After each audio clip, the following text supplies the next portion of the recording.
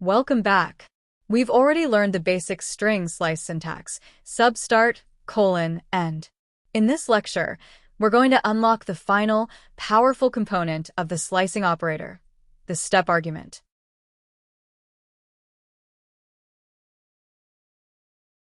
One, the full slice syntax.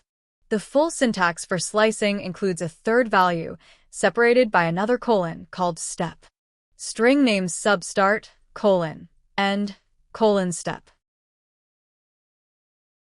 The step argument tells Python how many characters to skip after retrieving each character. By default, the step value is 1, meaning we retrieve every character in the range. Let's use our previous example string, programming. 2. Positive step values. If we set the step value to 2, Python will jump 2 characters for every character it selects. Notice that when we omit the start and end indices, the step applies to the entire string. We can also combine the step with a specific range.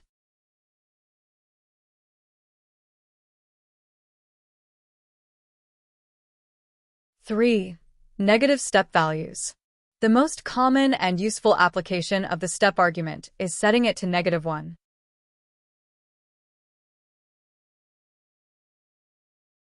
A negative step tells Python to move backward through the sequence. If we use this with empty start and end indices, we reverse the entire string. When using a negative step, you also need to adjust your start and end indices. The start index should be greater than the end index for the slice to work in reverse order.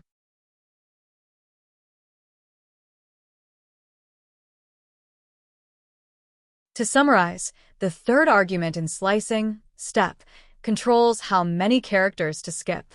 A positive step moves forward, and a negative step, especially -1, is the Pythonic way to quickly and easily reverse a string.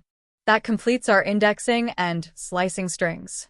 Next up, we'll move on to manipulating text with some useful built-in string methods, starting with how to clean up extra white space in Lecture 4.5. Strip the spaces. See you there.